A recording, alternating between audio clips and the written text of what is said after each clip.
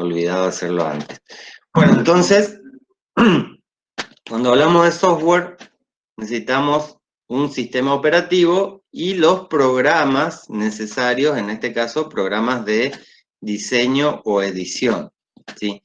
Y podríamos separar a los programas de diseño en 4 grupos importantes, ¿sí? Que vamos a necesitar tener para poder hacer todo tipo de trabajos que tengan que estar destinados a la impresión. Sí, en este caso ya sí vamos a hablar únicamente de programas utilizados para los sistemas de preimpresión, ya sea con destino a una imagen, a una impresión convencional o con destino a una impresión digital.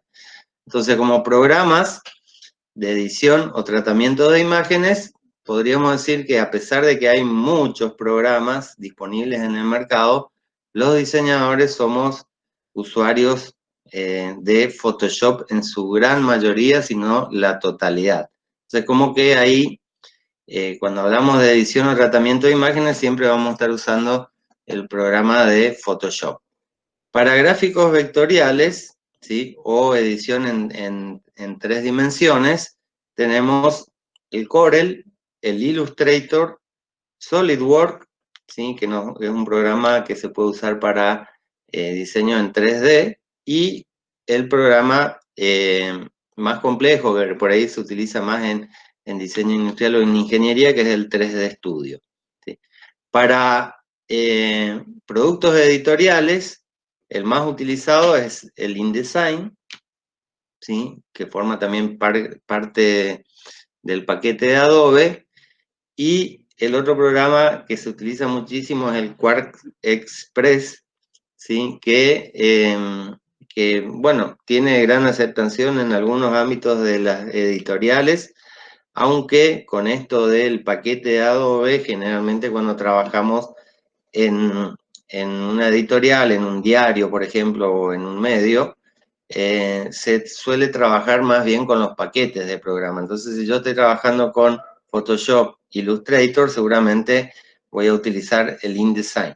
Y también hay otro programa que ahí no está escrito, pero sí es de software libre, pero funciona muy bien en los dispositivos, tanto en Windows como en Mac, que se llama Scribus, ¿sí? Después vamos a ver por ahí un ejemplo. Después necesitamos tener siempre instalado en nuestra computadora un programa que nos permita manejar o distribuir archivos. Ese programa, y ahí estamos hablando cuando hablamos de distribución de archivos, especialmente lo que es formato PDF. Entonces necesitamos tener instalado el Acrobat Pro, ¿sí? La última versión de la Acrobat Pro es el Acrobat Pro DC, que ahora ya se lo denomina según el año de actualización. Hoy estamos hablando de Acrobat Pro DC 2020. Y ahí no hay que confundirse, o sea, no es lo mismo tener un Acrobat Reader que un Acrobat Pro, ¿sí? Porque el Acrobat Pro es el que nos permite editar y generar o modificar archivos PDF, ¿sí? El Acrobat Reader solamente nos permite la lectura y algunas herramientas básicas como la impresión, la presentación, etcétera, pero lo importante cuando nosotros necesitamos generar un archivo PDF es tener instalado el Acrobat Pro, que instala junto, ¿sí? A nivel de sistema operativo, el Acrobat Distiller, ¿sí? Que es un programita incorporado, que es el que nos permite, desde cualquier programa, ¿sí? Que tengamos instalado en la máquina, poder generar un archivo PDF. Bueno, el flujo de trabajo continúa una vez que tengo mi original digital, o sea, una vez que tengo el diseño a nivel de original terminado.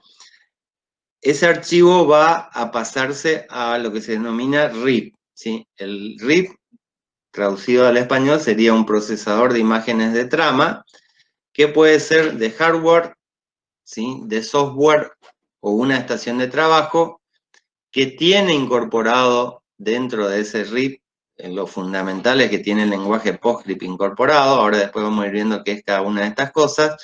Este lenguaje PostScript nos permite el tramado de las imágenes que puede ser distintos tipos de trama, como ven ahí, AM, FM o XM, y está también conectado a un dispositivo de salida a través de un archivo PPD, ¿sí? Ese archivo PPD, Page Postscript Description, es un archivito que es como el controlador de impresión de la máquina, que nos indica al RIP todas las cuestiones relacionadas con el dispositivo de salida que voy a utilizar. Entonces, necesito la computadora propiamente dicho, lo que es un hardware, un conjunto de programas o software específicos para trabajar en preimpresión, y sí o sí necesito tener conectado en este sistema de dispositivos un RIP que va a funcionar como un intermediario o un intérprete entre nuestros programas, nuestros archivos y la máquina de salida, ¿sí? Cuando hablamos de trabajo a nivel profesional, siempre vamos a trabajar con estos dispositivos. O sea, no es posible lograr la impresión a nivel profesional ni la preimpresión si no contamos con un RIP. Entonces, ahí generalmente tenemos un problema porque los diseñadores no tenemos un RIP, y un RIP generalmente es un dispositivo bastante caro, ¿sí? Entonces, este dispositivo suele estar generalmente en la imprenta o en el taller de preimpresión. Entonces, lo que nosotros hacemos es enviar nuestro archivo, ya sea de Illustrator, ya sea un archivo de Corel, ya sea un archivo de InDesign, o un PDF, que es lo que se está usando ahora más como estándar, y ese archivo luego va a ser procesado por este RIP. Bien, cuando hablamos de hardware, tenemos básicamente dos grandes grupos de computadoras, ¿sí?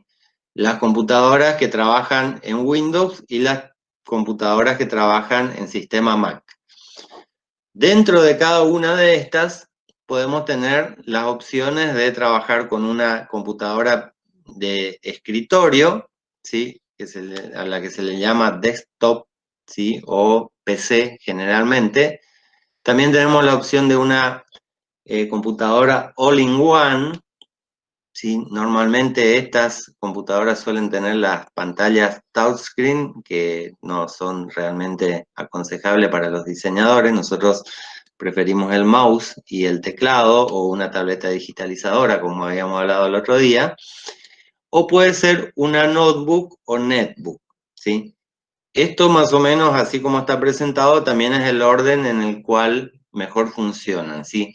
Siempre una computadora de escritorio tiene mayor potencia, mejores características que una all-in-one o una notebook. Y especialmente, la ventaja más importante que tienen las computadoras de escritorio es que se le puede agregar o quitar componentes fácilmente. Entonces, si yo tengo, por dar un ejemplo, una máquina que la compré hace 5 años y que, bueno, tiene un disco de 500, un procesador i3, tiene 8 de RAM, la placa de video de 2 gigas, cosas así, y se me ocurre que quiero agregarle una mejor placa de video.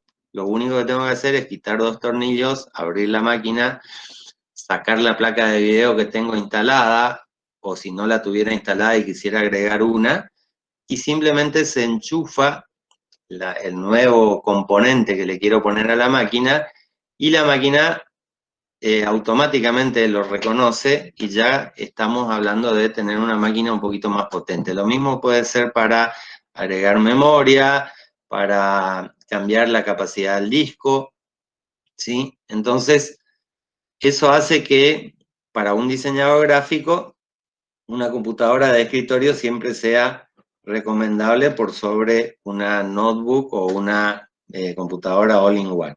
Ahora bien, no quiere decir que tengamos que trabajar únicamente con eso. Entonces, lo que les va a pasar el día de mañana cuando estén trabajando realmente es que puede ser que tengan en un escritorio, en el lugar de trabajo, una computadora de escritorio y una notebook, por ejemplo, para visitar a los clientes, mostrarles los trabajos, participar en reuniones. Mientras tanto, puede ser que tengan solamente una notebook. Y acá, digamos, esto tiene que ver un poco con la capacidad que tiene la notebook. Lo más importante es que se puede trasladar. Sí, o sea, yo puedo moverme en distintos ámbitos llevándola dentro de una mochila o dentro de un maletín donde coloco la notebook. ¿Cómo estamos hoy en día a nivel de desarrollo tecnológico? Bien, las computadoras hoy, por ejemplo, lo normal es tener un procesador, ¿sí?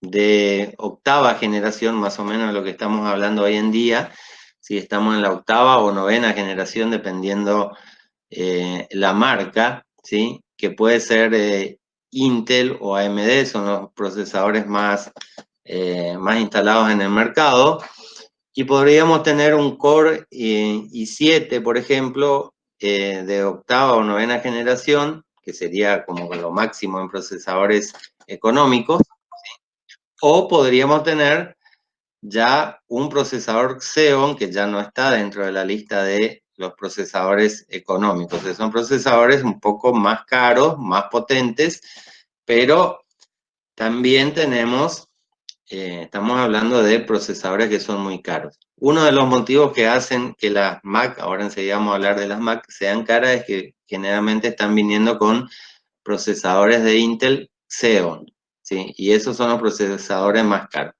Después, otros puede ser que tengan un procesador AMD, que es un poquito más económico. A ver, aguántenme un segundito que parece que tengo gente tocando la puerta. Disculpen. Un minuto, por favor.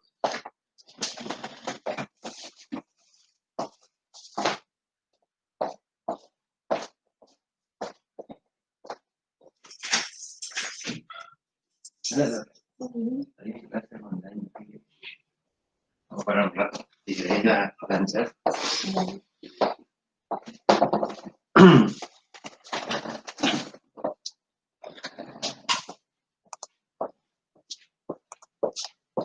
Bueno, acá estamos de nuevo. Entonces, respecto del procesador, cuando tenemos que decidir qué máquina comprar o a veces ver qué máquina tenemos disponible con nuestro presupuesto, yo les diría que como diseñadores gráficos no se preocupen tanto por el procesador. Sí es bueno que tenga un procesador con una capacidad de procesamiento relativamente buena y que tenga una capacidad de tratamiento de muchos bloques de datos simultáneamente, qué sé yo, pero cualquier procesador i3, por ejemplo, que es un procesador que ya está en el mercado hace más de 10 años, es suficiente para trabajar en diseño gráfico. ¿Sí? Por ahí, si quieren trabajar en edición de video, necesitarían algo más potente, y aquellos que les gustan los juegos, o sea, son gamers, por ejemplo,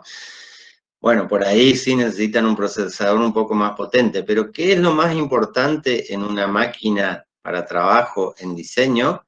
Es que la máquina pueda procesar archivos y programas que por lo general se consideran pesados. Para ello, siempre es importante tener un disco con una buena capacidad de almacenamiento y con mucho espacio disponible para poder procesar esta información y almacenarla a nivel de memoria ROM, ¿sí? Que es la memoria que se va generando sobre el disco. Y si es posible, o sea, buena memoria RAM, por lo menos yo diría 8 de RAM como mínimo, 16 como ideal.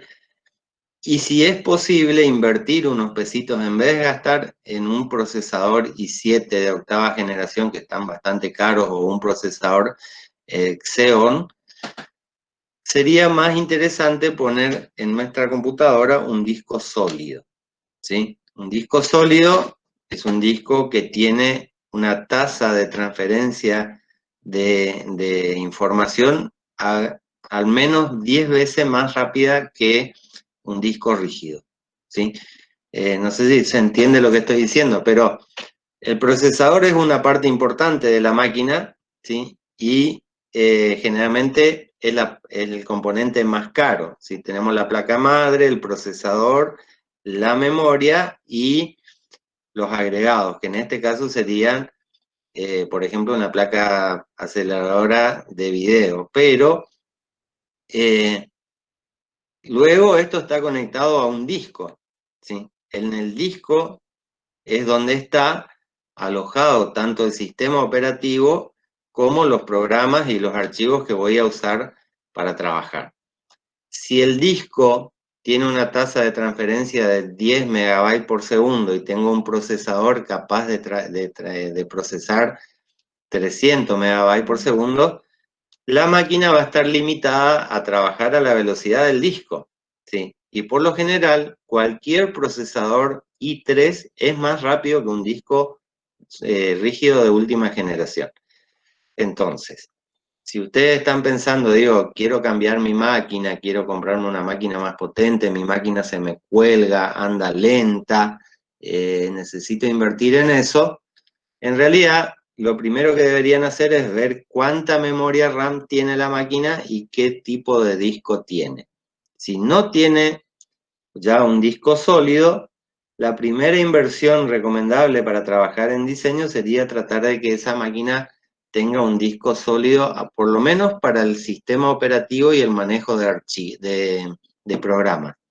Y para ello, con un disco de 256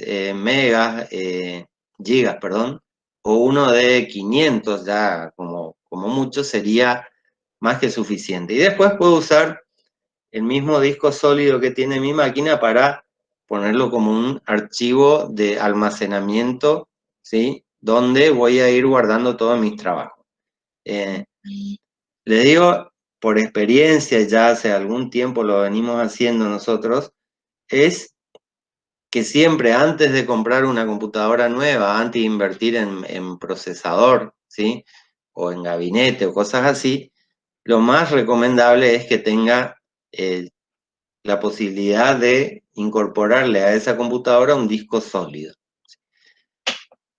Bueno, las computadoras tanto de escritorio como all-in-one o notebook pueden tener el mismo procesador, los mismos discos o las mismas capacidades de memoria. La diferencia más importante es que, como les decía antes, en una computadora de escritorio tengo la posibilidad de incorporar, agregar o quitar dispositivos para actualizar esa computadora, y cuando estoy hablando de una all-in-one, que es como una notebook más grande, ¿sí?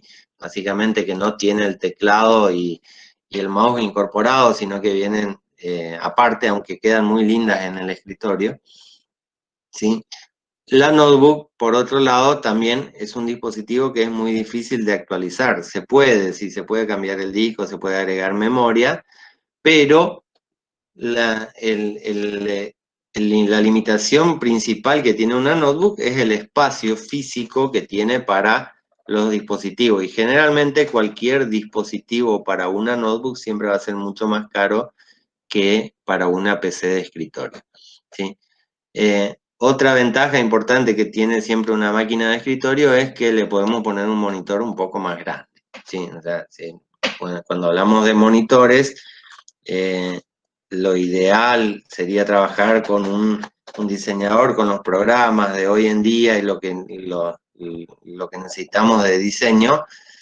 Tener un monitor de 24 pulgadas sería como lo ideal, ¿no? Si bien no todo el mundo puede tenerlo, pero nos permite esto tener un espacio de trabajo mucho más amplio y forzar mucho menos nuestra visión, ¿sí? Tengan en cuenta esto, digamos, un diseñador pasa muchas horas al día frente a la computadora y esto hace que pueda llegar a tener con el tiempo problemas de vista, se lo digo por experiencia. Bueno, entonces, con respecto a las PC, generalmente tienen un poco de mala fama. Las computadoras llamadas PC, en realidad todas son PC, ya sean Mac o Windows, pero es como que se usa el nombre PC para aquellas que trabajan en el sistema operativo Windows. Generalmente tienen mala fama de tener poca estabilidad, ¿sí?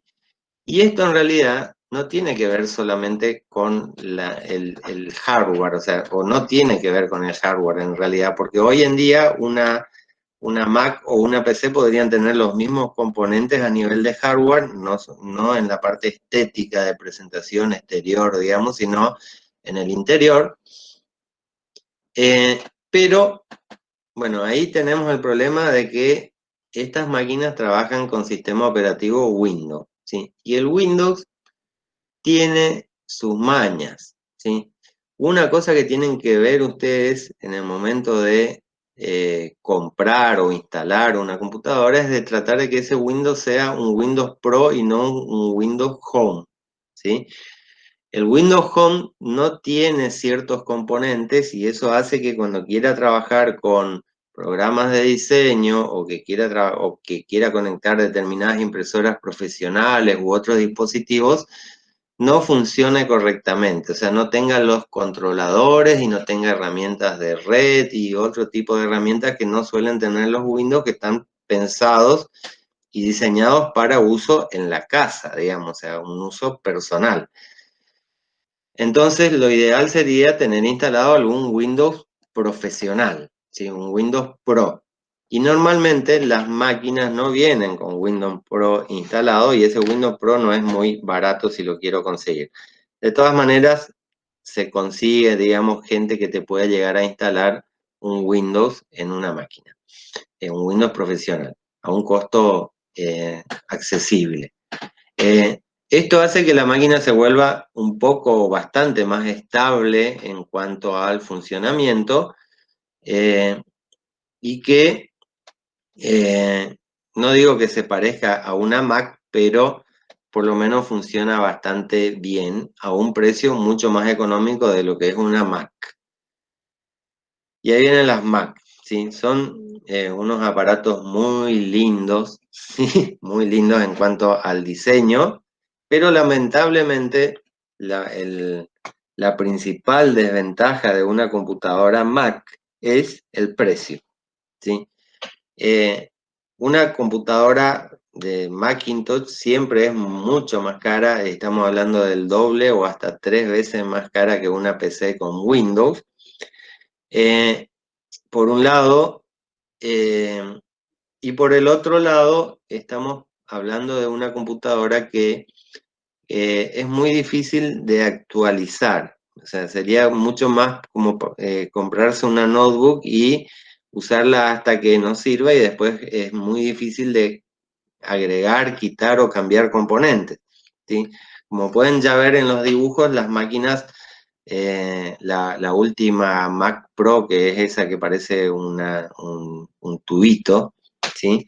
Es una máquina que si yo quisiera cambiarle, agregarle o quitarle componentes, sería bastante complicado y tendría que recurrir a un service oficial de Macintosh y pagar mucho dinero para cambiarle, por ejemplo, la procesadora de video o el disco.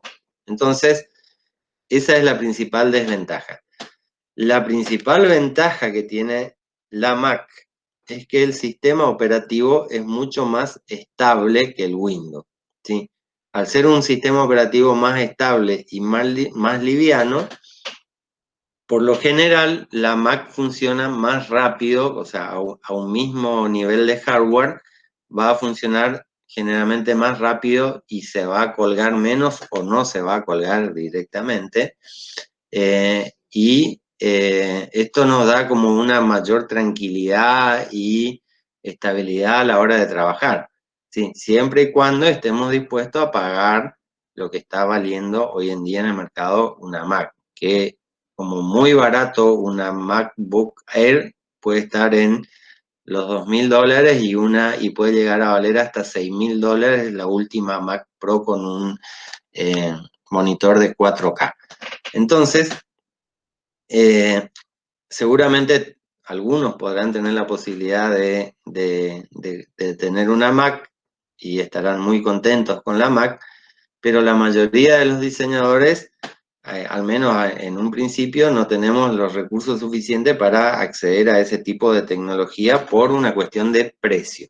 ¿Sí? Podríamos comprarnos, no sé, 2 o 3 computadoras con Windows por el precio de una sola computadora Mac. Con respecto al hardware, les tengo que contar que tanto las PC como las Mac utilizan los mismos componentes. No estoy hablando lógicamente del monitor, el teclado, el mouse, ni el gabinete del CPU. ¿Sí? Estoy hablando de a nivel de componentes digitales electrónicos. O sea, una Mac puede tener la misma placa de madre que una PC. Puede tener el mismo procesador. ¿Sí? Generalmente Mac utiliza, según la versión de la computadora, utiliza siempre el último procesador de Intel disponible en el mercado. Entonces, si yo hoy tengo la posibilidad de comprar una Mac, seguramente no va a tener un procesador Core i7, sino que va a tener un procesador Xeon, digamos, ¿sí? Como lo máximo que tiene la marca Intel en el mercado. Y siempre van a ser Intel los componentes interiores. Después los discos, las memorias, las placas de video que tengan aceleradores, esos son generalmente las mismas. Pueden ser que sean componentes dedicados, o sea, fabricados por Intel o por otra marca, AMD, por ejemplo, exclusivamente para Macintosh, pero son del mismo tipo de componentes. Lo que hace que una Mac sea, por lo general, más confiable y más cara es, por un lado, el diseño a nivel de estética, digamos, o sea, hay algunas marcas de PC que pueden llegar a tener diseños muy interesantes, muy parecidos a Mac, qué sé yo, como por ejemplo Sony, y algunas marcas, a veces algunas Hewlett Packard, digamos HP, pueden llegar a tener un diseño similar al de una Mac, pero normalmente los diseños de la Mac siempre son como mejores a nivel de gabinete, de monitor, de teclados, tienen materiales un poco más de calidad. Sí, por lo general usan mucho acrílico y materiales plásticos de más alta calidad. Pero recuerden esto, a nivel interior van a tener los mismos componentes que una PC que trabaja con Windows. Entonces, lo que la hace más, por un lado más cara, es que siempre tiene lo último en tecnología. O sea, una Mac va a venir con el mejor procesador, seguramente ya trae de fábrica, o sea, una Mac nueva viene con un disco sólido, no va a venir con un disco rígido de una baja tasa de transferencia de archivos y, y el sistema operativo, que es la parte más importante de una computadora a nivel de programa, tiene mayor estabilidad y es más liviano, o sea, necesita menos memoria para funcionar. Entonces eso hace que tengan muy buena fama. Lógicamente las Macintosh tienen, para los diseñadores generalmente es como la computadora de un diseñador. Seguramente si ustedes se van a las grandes ciudades como Buenos Aires u otro país más desarrollado, sería raro ver a un diseñador, sea gráfico o industrial, trabajando con una PC de escritorio o una PC con Windows, digamos. Lo más habitual sería que trabaje con una Mac. Pero bueno, lógicamente tenemos que llegar a contar con el presupuesto suficiente para poder adquirir este tipo de tecnología. Bueno, ¿alguna pregunta respecto de la parte del hardware de las máquinas?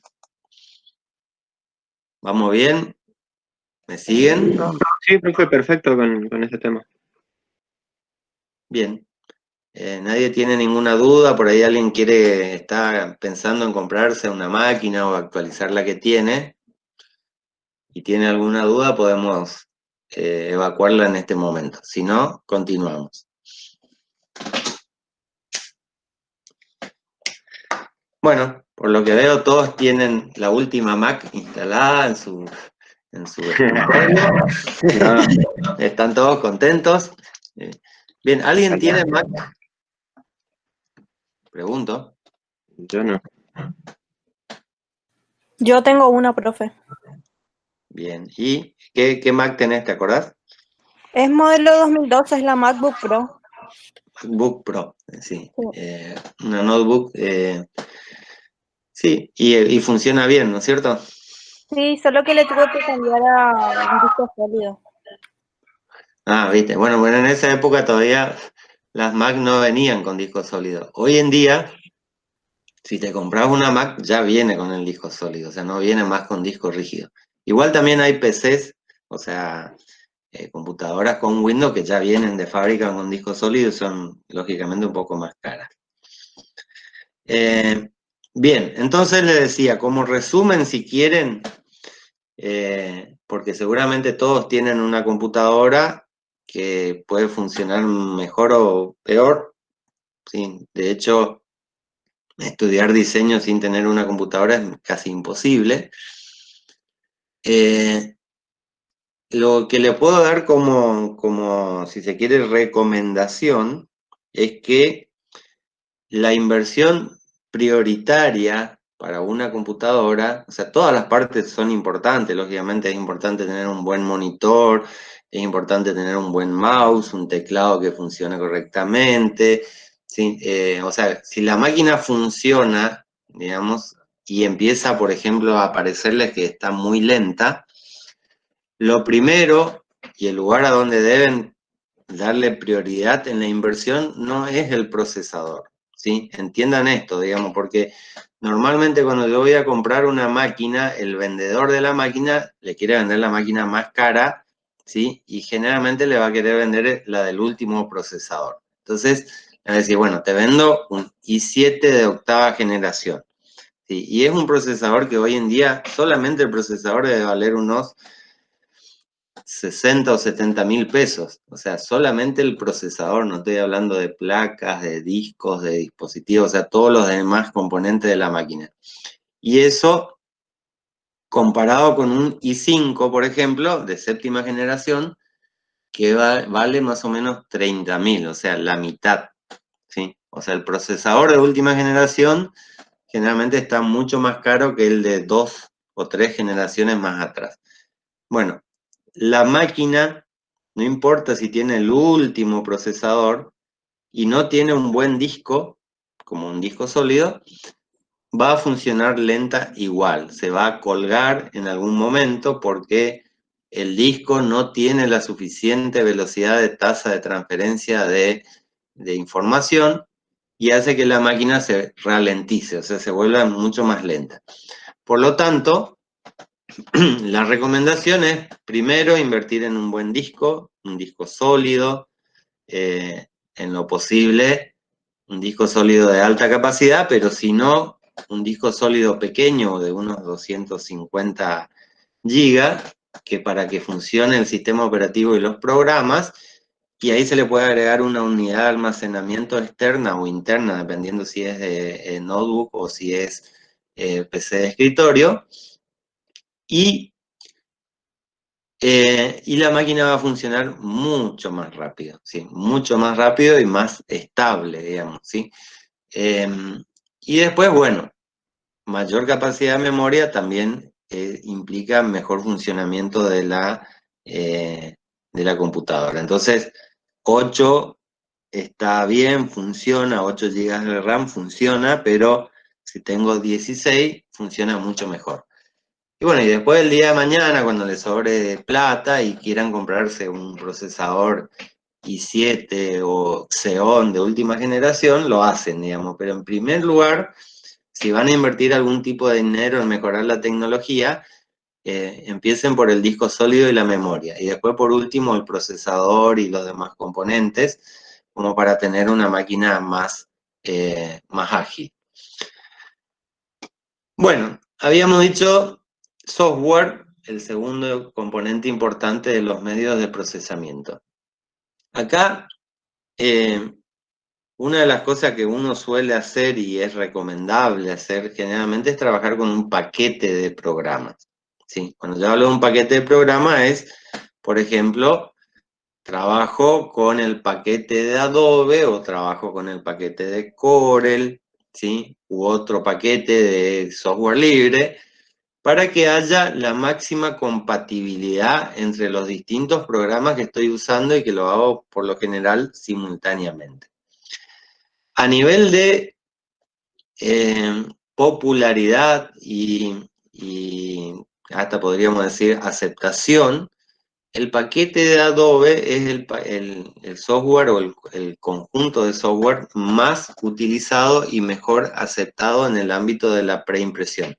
De hecho, hay lugares donde no les reciben archivos si no están hechos en alguno de estos programas. O sea, aunque sea el formato PDF, que no es un formato con el cual yo diseño, sino en el cual almaceno o transporto o envío los trabajos, si no lo hacen ustedes en PDF o en Adobe Illustrator o en InDesign, es muy probable que si quiero ir a algún lugar y llevar un trabajo para imprimir y le digo, bueno, lo hice en Corel, le van a mirar, por lo menos le van a mirar feo, ¿sí? Y después probablemente le digan, ¿sabe qué? En vez de mandármelo en Corel, mándamelo en PDF. Entonces vas a tener que generar desde el Corel un archivo PDF para que el de la imprenta te diga, bueno, ahora sí está ok. Con esto no quiero decir que no se puedan usar los otros programas, sí se pueden usar. Yo puedo usar Corel, puedo usar Illustrator o cualquiera de los dos, o los dos también simultáneamente, como lo hago yo. Yo, por ejemplo, hay cosas para las que prefiero el Corel y lo hago en Corel. Hay otras cosas para las que prefiero Illustrator, la hago en Illustrator. Y después, bueno, si está hecho en Corel y quiero darle un último toque para la parte de preimpresión, lo guardo como PDF y ese PDF lo abro en Illustrator y ahí lo termino de acomodar para la preimpresión. O sea, finalmente termino lógicamente en el paquete de Adobe. Y esto tiene una simple y sencilla razón. Los dispositivos profesionales de salida, de preimpresión y de impresión digital, todos trabajan en lenguaje PostScript, ¿sí?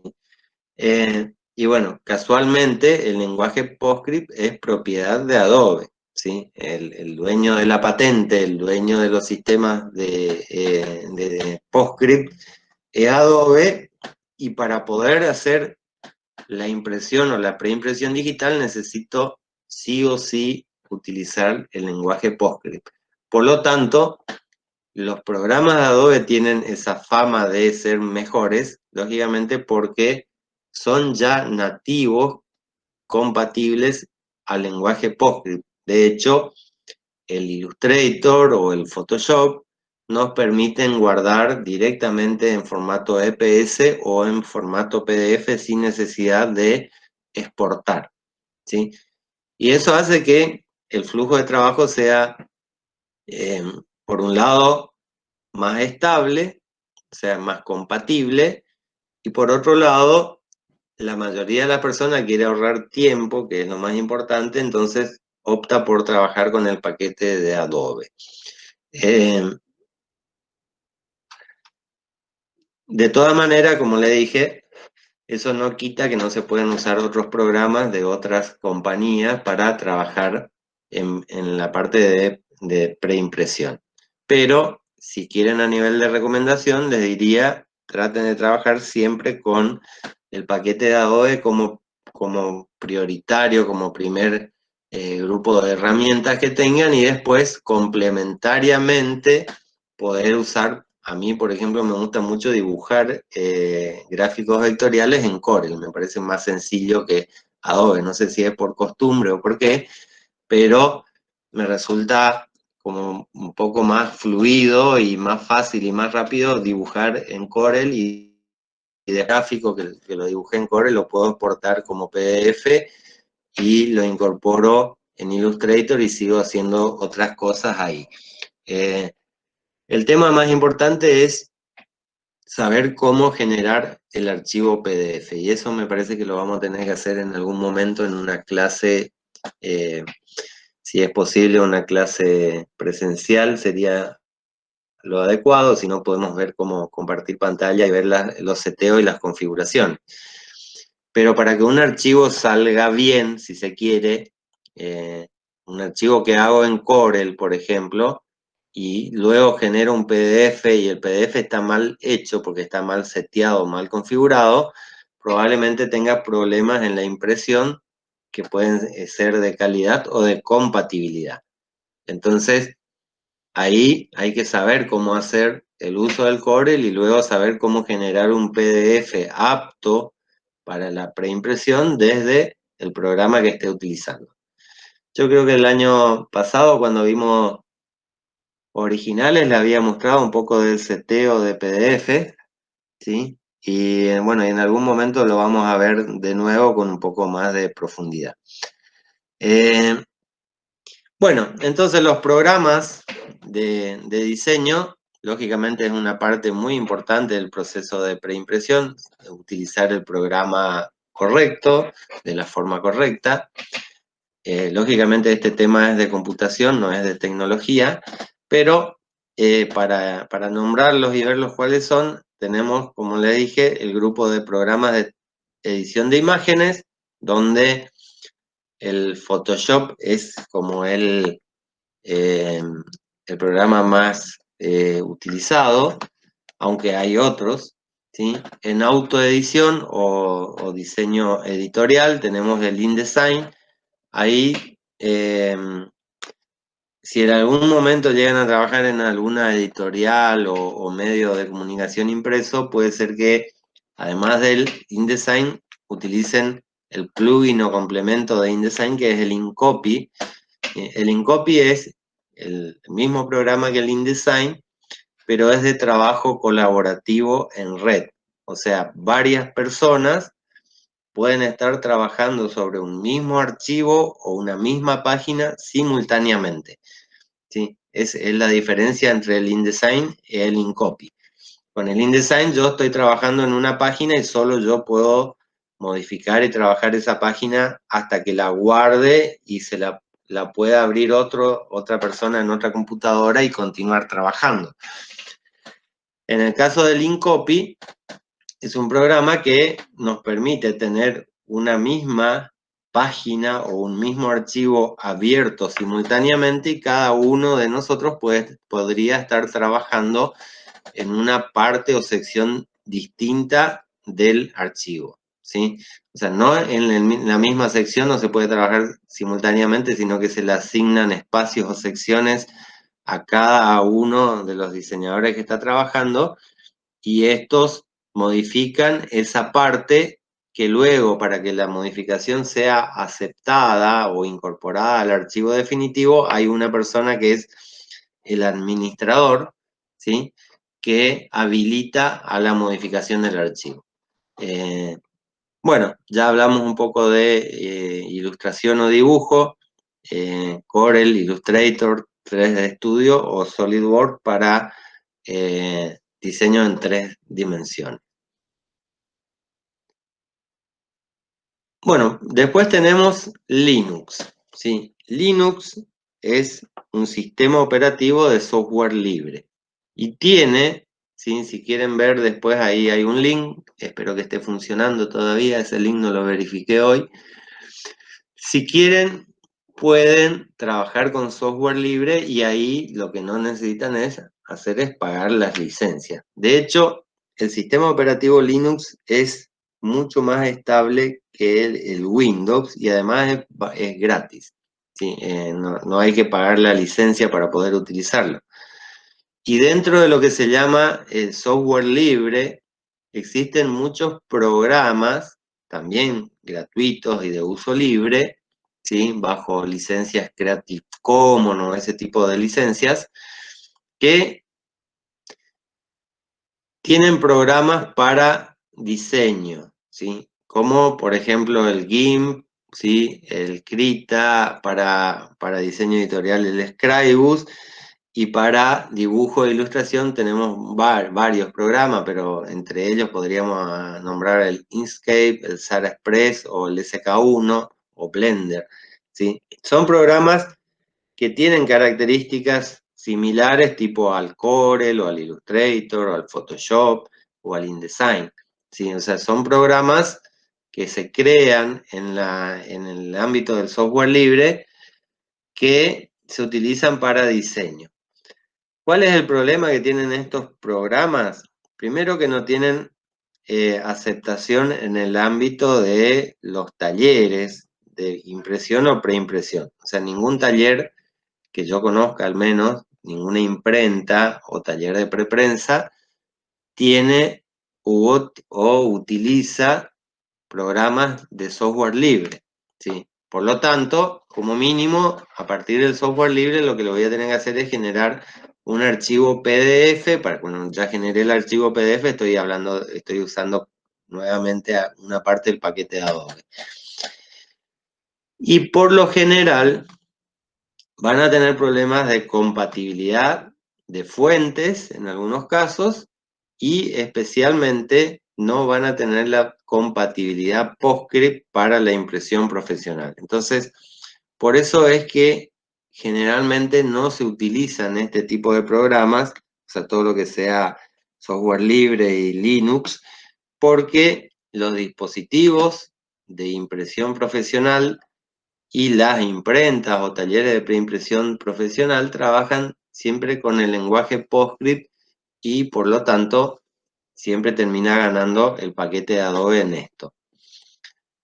Bueno, acá tenemos ejemplos, Photoshop, lo conocen, ¿sí? Esto es una versión del programa PaintShop de Corel, ¿sí? Para tratamiento de imágenes. El InDesign, ¿sí? Todos estos programas, como el que le estoy nombrando, funcionan tanto en PC como en Mac, digamos. O sea, no hay, lógicamente que cuando instalo tengo que instalar la versión PC o la versión Mac, pero los archivos que generan estos programas, sea en una PC o sea en una Mac, son compatibles en ambas plataformas. O sea que no hay problema de compatibilidad de Mac a PC. El Quare Express es un programa que por esta zona no se utiliza, pero en algunos medios, como los diarios, por ejemplo, se utiliza, aunque el InDesign le fue ganando terreno más que nada en la Argentina. Por ahí en algunos otros países el Quare Express se utiliza bastante todavía y en Argentina en algunos diarios nacionales todavía se sigue utilizando. Bueno, Corel para dibujo e ilustración. Creo que en esta parte, digamos, lo que es dibujar propiamente dicho, el Corel como que le gana un poquito al Illustrator. Después el Illustrator tiene otra herramienta que lo hacen mejor y especialmente la compatibilidad con PDF. Bueno, el Illustrator. Freehand ya no existe prácticamente más, o sea, el que lo tiene, pero ya dejó de actualizarse porque Adobe compró la empresa que era Macromedia, que era el propietario de Freehand, y es como que incorporó algunas herramientas de Freehand al Illustrator. Hay algunos defensores del Freehand que dicen que el Illustrator nunca va a llegar a ser tan bueno como el Freehand, pero bueno, Adobe lo discontinuó al Freehand y dejó solamente el Illustrator como programa de dibujo o ilustración. Esto es software libre, ¿sí? No sé si alguien utiliza software libre, pero bueno, se podría utilizar siempre y cuando luego graben los archivos en los formatos multiplataforma, como por ejemplo, si es una imagen de mapa de bit, bueno, la tendrán que guardar en TIFF para que luego sea compatible con los sistemas de preimpresión. Otro software libre para edición de imagen. Este Inkscape es un software libre, pero para dibujo e ilustraciones, como que tiene ciertas características parecidas al Corel. Este es un poco más técnico, también es para dibujo, SK1. Y el Scribus, que yo no lo uso particularmente, pero sé que funciona muy bien, digamos. Si nosotros no tuviéramos el dinero como para comprar una licencia de InDesign y quisiéramos tener un software no pirata, podríamos instalar un Scribus como software de edición o para trabajos editoriales, ¿sí? Funciona muy bien, funciona tanto en PC como en Mac y además genera archivos en PDF de buena calidad. Entonces, eso implica que yo podría diseñar y trabajar en Scribe y luego generar un PDF para mandarlo a la imprenta. Bueno, una cosa que toda máquina de diseñador debe tener es algún tipo de programa para gestión de fuentes, ¿sí? Y gestión de fuentes básicamente es un programa que nos permite administrar las tipografías que tenemos instaladas en nuestra computadora. Si bien el Windows ya trae un gestor de fuentes incorporado, es más complicado entrar a la parte de configuración de fuentes de Windows e instalar o desinstalar las tipografías o activarlas o desactivarlas. Una cosa que tienen que tener en cuenta es que no deberían y tampoco es necesario tener instaladas demasiadas fuentes en nuestra computadora, ¿sí? O sea, por ejemplo, decir, yo tengo 6.000 tipografías instaladas en mi computadora. Eso sería un error, no sería algo bueno, decir, tengo tantas fuentes. Sí podría tener muchas fuentes en una carpeta o archivo de fuentes, ¿sí? Y luego administrar esas tipografías o fuentes activándolas o desactivándolas en la medida que fueran necesarias. O sea, dejarme un paquete de fuentes, qué sé yo, de 200 fuentes, que ya serían mucho, o sea, 200 fuentes que voy a utilizar es un montón para diseño, o 100 fuentes ya es mucho, pero supongamos que, yo digo, bueno, dentro de las tipografías que yo utilizo habitualmente, tengo estas 200 fuentes instaladas y activadas. Y puedo tener otras 3.000 fuentes, ¿sí? En una carpeta de tipografías que no estén en la carpeta de fuentes y que a través de un programa de gestión de las fuentes tipográficas puedo ir activando, desactivando, instalando o desinstalando. Si yo tengo muchas tipografías instaladas en mi máquina, lo que sucede es que la máquina se vuelve más lenta, ¿sí? O sea, cuanto más cantidad de fuentes instaladas, más lenta queda la máquina. ¿Por qué? Porque cualquier programa que utilice tiene que cargar esas fuentes, ¿sí? O sea, las carga cada vez que se inicia el programa.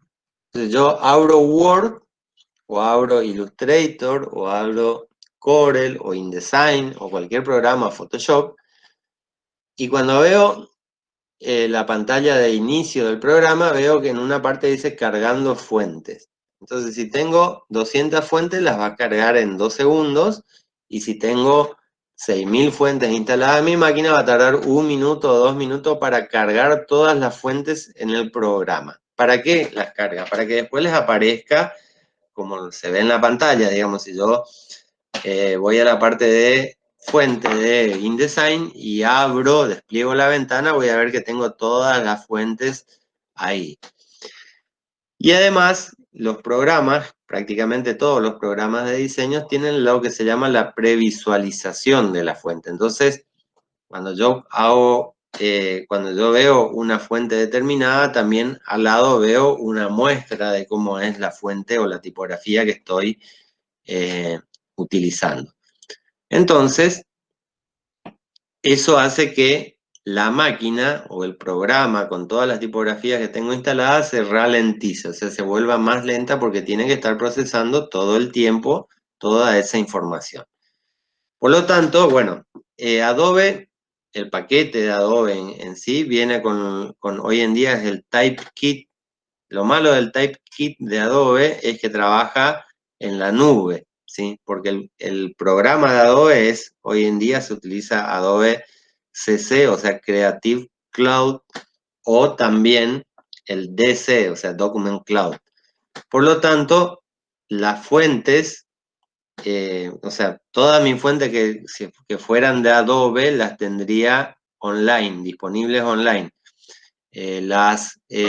Lógicamente que no son gratuitas, o sea, hay que pagarlas.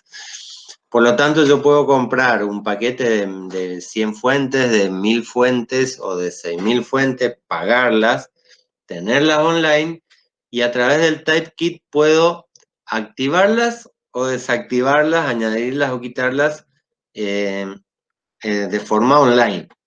Y eso haría que, por ejemplo, yo necesito una fuente determinada para un trabajo, pongo ahí en la ventanita de Typekit, donde está el logo de Typekit, el nombre de la fuente, y si está disponible esa fuente en el paquete de Adobe online, la puedo descargar e instalar. Entonces ni siquiera tengo las tipografías almacenadas en mi máquina hasta el momento en el que las instalo. Lo malo, si yo dejo de pagar el abono, el Adobe, ¿sí? El paquete de Adobe, también pierdo las tipografías que tengo instaladas. Por lo tanto, siempre por ahí a veces es conveniente tener otro programa de gestión de fuentes que trabajan con una carpeta de fuentes que tengo en mi dispositivo y desde el cual puedo activarlas o desactivarlas. ¿Se entiende? Profe, Bueno, después tenemos lo que se llaman los programas para crear fuentes tipográficas. Esto es para aquellos que les guste el diseño tipográfico, o sea, si quieren trabajar en algún momento diseñando familias o fuentes tipográficas, lo que necesitan es un programa para generar fuentes, digamos. Básicamente un programa para crear fuentes tipográficas es como un programa de dibujo, pero mucho más sencillo, ¿sí? Tendría como las herramientas similares al Corel o al Illustrator, donde yo dibujo para cada carácter la forma del carácter, y luego este programa lo que hace es asignarle el código fuente de la tipografía, el formato, por ejemplo, OpenType, y va guardando todos los caracteres en un archivo de fuente tipográfica que luego se puede instalar en una computadora. Esto, para aquellos que lo quieran hacer, hay algunos programas que son gratuitos, que se pueden descargar online, y otros que hay que pagarlos. Y bueno, como por lo general siempre lo que es gratis está más limitado y lo que es pago tiene un poco de mejores herramientas. De todas maneras, podrían generar fuentes con algún programa software libre o gratuito sin necesidad de pagar una licencia. Igual, como les decía, esto para aquellos a los que les interese generar fuentes tipográficas, y no tiene que ver con la preimpresión de lo que estamos hablando hoy, sino que el diseño de tipografía. Bueno, ahora vamos a ver lo que es un RIP. ¿Sí? Un RIP básicamente es un procesador de imágenes de trama. ¿Qué quiere decir esto, digamos, básicamente? Bueno, como nosotros sabemos, todo archivo digital va a estar guardado en un formato de documento de archivo. O sea, ya sea una imagen, ¿sí? Una imagen podría ser JPG, PNG, TIFF, EPS, PSD, bueno, y todos los formatos GIF, cualquier formato de archivo de imagen digital. Las fuentes tienen el lenguaje del código fuente de, por ejemplo, OpenType u otro programa u otro tipo de tipografía que esté utilizando, y un programa, o sea, un gráfico vectorial hecho en Illustrator o en Corel tendría la forma de vectores. ¿Sí? Tenemos estos tres tipos de imagen: tipografía, vectores e imágenes de mapa de bit, que podrían estar en cualquier tipo de formato de archivo, ¿sí? De los que ya sabemos. Para poder imprimir estos textos, gráficos e imágenes, necesitamos procesar esa información digital que tiene un formato básicamente habilitado para visualizar en pantalla y transformarlo en una imagen de trama, ¿sí? Por eso se llama procesador de imágenes de trama o de imágenes rasterizadas. Lo que hace un RIP básicamente es primero, ¿sí?, convertir la imagen que tenemos, sea fuente, sea gráfico vectorial o sea imagen de mapa de bits, en un mapa de bits de alta resolución. ¿Sí? Ese mapa de bits de alta resolución es un mapa de bits de lenguaje PostScript, ¿no? Un lenguaje de descripción de página, y luego ese bitmap generado por el procesador de impresión se lo envía a la máquina que va a generar la orden de imprimir. Que cuando digo imprimir puede ser imprimir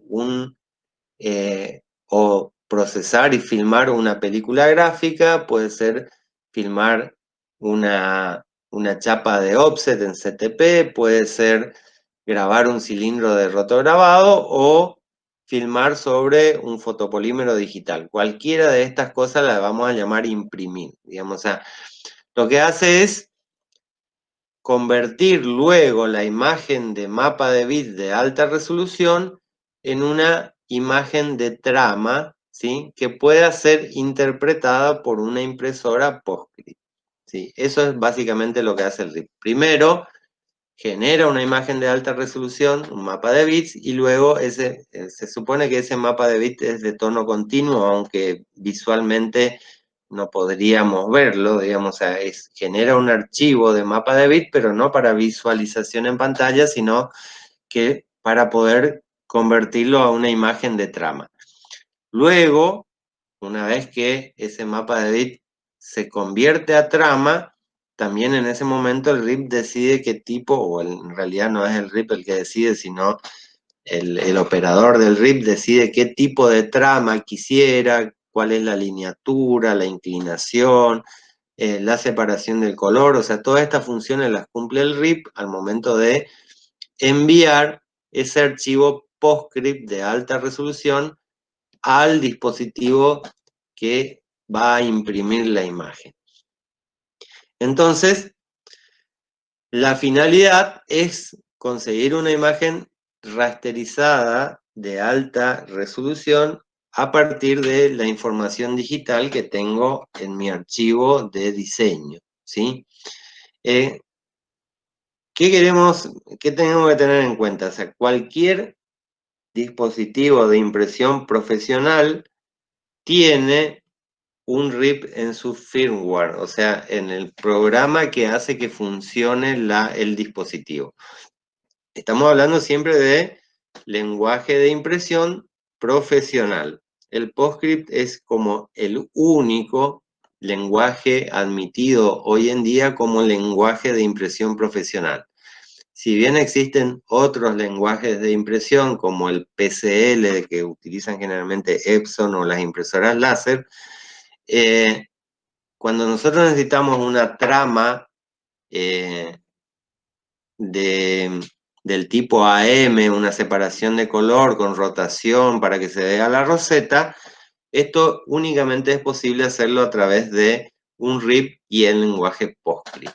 Entonces, existen distintos tipos de RIP, ¿sí? Un tipo de RIP posible es un RIP de hardware, ¿sí? Un RIP de hardware es también se lo conoce con el nombre de RIPs dedicados. O sea, si yo comprara hoy en día una impresora láser a color de profesional de alta producción o un plotter de impresión profesional, como qué sé yo, un látex o un plotter al solvente, cuando lo compro nuevo, me voy a encontrar que viene con un CPU, ¿sí?, que puede ser de distintas formas y tamaños, digamos, pero básicamente tiene una CPU donde está instalado el RIP. Este tipo de RIP los conocidos RIP de hardware son generalmente RIPs dedicados, o sea, vienen con todas las configuraciones necesarias para setear, configurar y utilizar el dispositivo de salida con el cual viene ese RIP. Lo malo de los RIP de hardware es que no se pueden actualizar. O sea, si yo hoy comprara una impresora láser color y viene con un RIP Fiery E22, bueno, ese RIP Fiery dentro de 2 años, dentro de 3 años va a ser viejo, no va a tener todas las funciones que tienen los RIP más nuevos y por lo tanto lo que va a pasar es que ese RIP va a tener que o dejar de utilizarse, ¿sí? Y comprar un RIP más nuevo o seguir trabajando con un RIP desactualizado. Por eso muchos eligen lo que se llama la versión de RIP de software, ¿sí? En este caso no por ahí para impresoras láser o plotter, sino cuando estoy utilizando dispositivos de salida como un CTP o una máquina filmadora de películas, aunque ya eso está quedando viejo, o para grabar un cilindro o un fotopolímero,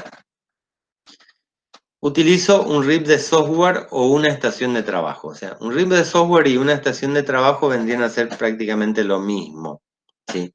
¿Por qué serían lo mismo? Porque el RIP de software se instala en cualquier computadora. O sea, yo compro el software, el programa, el RIP, y lo puedo instalar en cualquier máquina, hasta inclusive en la misma máquina que estoy usando para diseño, lo cual lógicamente no es recomendable, porque el RIP es un programa que en el momento de que hace el procesamiento, o sea que procesa la impresión, utiliza prácticamente todos los recursos disponibles en la computadora donde está instalado. Sí, por lo tanto, si estuviera procesando un archivo de impresión, no podría seguir diseñando, o sea, tendría la máquina inutilizada durante el tiempo de procesamiento. Entonces lo que se suele hacer es comprar ese RIP de software y ponerlo a funcionar, o sea, instalarlo en una máquina específica o exclusiva para el RIP. Y a eso se le llama RIP de estación de trabajo. O sea, yo tengo mi computadora o mi conjunto de computadoras para diseñar y una máquina dedicada exclusivamente a la instalación y funcionamiento del RIP. Y en ese caso puedo utilizar esa máquina, a diferencia de un RIP de hardware que es dedicado, que no tiene teclado, que no tiene monitor, puedo incorporarle a esta computadora mouse, teclado, monitor y puedo usarlo como un administrador de impresión además, ¿sí? En el caso de que utilizara un RIP de hardware, un RIP dedicado especial que no tiene monitor, que no tiene teclado ni mouse, sino que es como una caja negra, como una CPU, pero sin nada más que la conexión a la red y al dispositivo de impresión, lo que se hace es usar un programa, ¿sí? Que ya viene incorporado lógicamente con el RIP, que cuando lo conectas se aparece en cualquiera de las máquinas de la red, que se llama Command Workstation, o sea, comando de estación de trabajo. Y el RIP se puede administrar y manejar desde cualquiera de las máquinas que estén en la red. O sea, ese RIP está conectado a la impresora, pero todas las computadoras que están en la misma red tienen acceso al RIP. O sea, pueden darle órdenes, poner impresión, seleccionar tramas, seleccionar separaciones de color, formatos, tipo de soporte, etcétera, desde cualquiera de las computadoras, ¿sí? Y lo mismo se podría hacer con la estación de trabajo o directamente decir, bueno, yo mando mi trabajo al RIP y luego voy, me siento frente al RIP y como este RIP de estación de trabajo tiene su propio monitor y su propio teclado y mouse, puedo hacer y enviar las configuraciones, órdenes o seteos desde el RIP hasta la computadora, hasta la máquina de salida, ¿sí? Son distintas opciones de trabajo que nos permiten el RIP. Bueno, ¿qué hace básicamente entonces el RIP? Además de tramar la imagen, podría hacer imposición de página, separación de color, puede hacer gestión del color, o sea, utilizar perfiles de color para lograr o tratar de igualar los colores del monitor. O sea, todas estas funciones van a estar incorporadas en RIP, además, o sea, no solamente el lenguaje PostScript, sino todas las funciones necesarias para la preimpresión, ¿sí? El RIP es una parte fundamental y necesaria para poder realizar impresión profesional de alta calidad o la preimpresión, o sea, obtención de formas impresoras para cualquiera de los dispositivos de impresión convencionales en alta calidad y a nivel profesional. Si no tengo el RIP, esto no es posible, ¿sí?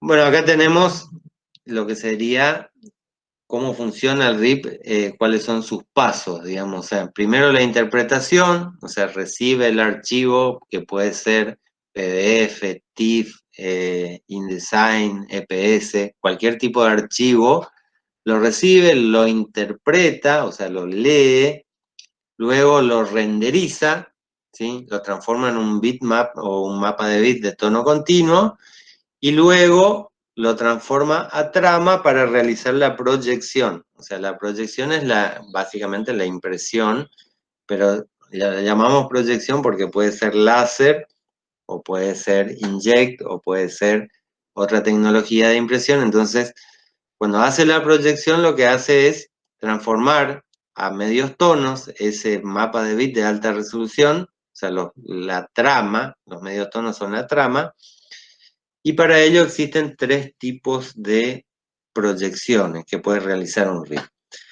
La trama convencional, también conocida con el nombre de amplitud modulada o AM, es la trama que deriva de la histórica autotipía, digamos. Es una trama de amplitud modulada. ¿Qué significa esto? Que varía el tamaño del punto, pero no la distancia entre los puntos. Por eso, amplitud modulada. Puntos más grandes, más chicos, pero siempre equidistante un punto del otro. Esta es la trama que a su vez utiliza la rotación, o sea, el amarillo 90 grados, el negro 45 grados y el magenta y el ciano a 75 y 105 grados, ¿sí? Es la trama más utilizada hasta hoy en día, digamos, por más de que aparecieron algunas tramas nuevas y más, se suponía que iban a ser mejores, sigue siendo la más aceptada y la más utilizada a la hora de imprimir imágenes de alta calidad. La otra es la denominada trama estocástica o de frecuencia modulada, ¿sí? Donde lo que yo hago es modular la frecuencia. ¿Esto qué quiere decir? Que el punto tiene el mismo tamaño, ¿sí? Pero la distancia del punto es variable, ¿sí? O sea, se varía la distancia de un punto al otro para lograr zonas de altas luces o altas sombras, o la variación tonal se logra de esta manera. Y el otro tipo de trama es la de modulación cruzada, donde se utiliza combinando la trama de amplitud modulada con la de frecuencia modulada para utilizar en las altas luces, o sea, la zona más clara de la imagen, la trama de amplitud modulada, y, perdón, la de frecuencia modulada, y en los tonos medios, la trama de amplitud modulada. O sea, la XM es una trama que utiliza una combinación de ambos tipos de trama para sacar lo mejor de cada una en las imágenes y poder imprimir imágenes en más alta resolución. Acá en la Argentina, la verdad, no tuvo éxito, pero sí sé que en países como, por ejemplo, Alemania, se utiliza muchísimo la impresión con tramas de modulación cruzada, tanto en offset como en flexografía, no así en impresión digital. Bien, esto ya lo estuvimos hablando, ¿sí? O sea, que es un lenguaje PostScript. El lenguaje PostScript es lo que permite que el RIP funcione y que la impresora pueda interpretar las órdenes de la computadora y transformarlo en un objeto impreso. Sí, básicamente, el RIP lo que es, el lenguaje PostScript es un lenguaje de descripción de página independiente del dispositivo. ¿Esto qué significa? Que el mismo lenguaje de impresión se utiliza para todos los tipos de dispositivos de impresión o de salida. O sea, el lenguaje PostScript es el mismo lenguaje para una impresora láser, para una impresora de inyección de tinta, para una máquina de CTP, para una, no sé, una impresora electrofotográfica. O sea, el lenguaje de impresión es el mismo.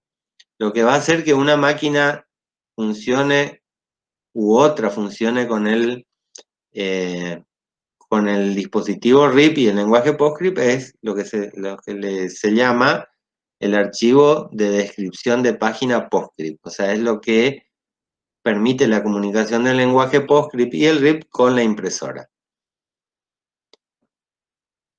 Bueno, esto después lo pueden leer, ya no le vamos a dedicar más tiempo, ya hablamos bastante de esto. O sea, los distintos niveles de PostScript. El que se utiliza hoy en día es el PostScript nivel 3, ¿sí? El que se está usando en todos los dispositivos, todos los RIP, todas las impresoras. El PostScript nivel 2 es un poco más antiguo, ya no se utiliza más, y lógicamente el nivel 1 fue el que fue creado originalmente. Bueno, acá se puede ver cómo es una imagen compuesta por puntos de trama, ¿sí? Esta trama podría ser amplitud modulada o frecuencia modulada o modulación cruzada, los distintos tipos de puntos, ¿sí? Y cómo funciona una trama.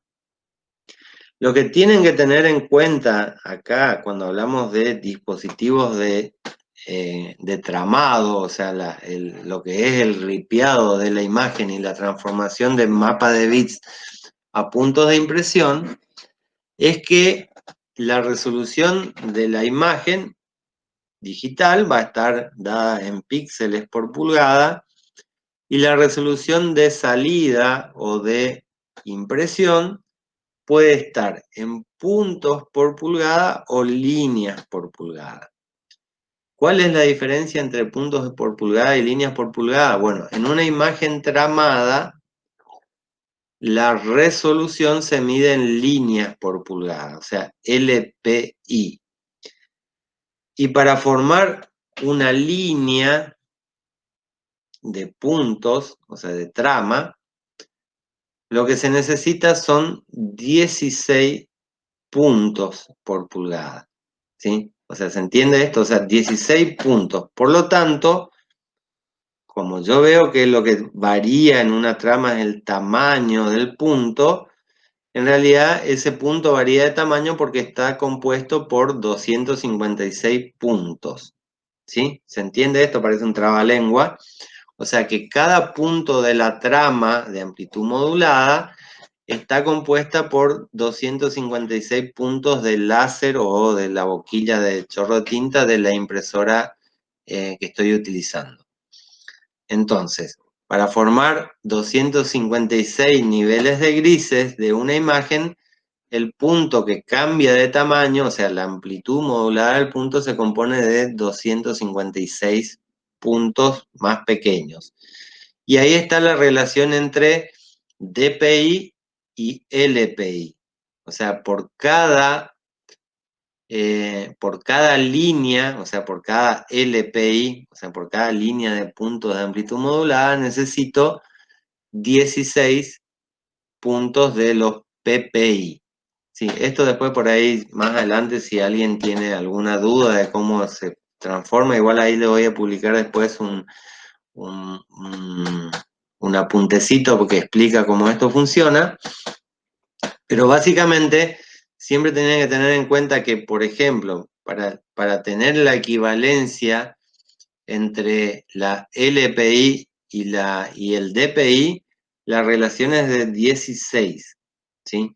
O sea, una imagen de 150 líneas por pulgada, LPI, impresa en offset o en láser, digital color, equivale a 2400 puntos por pulgada.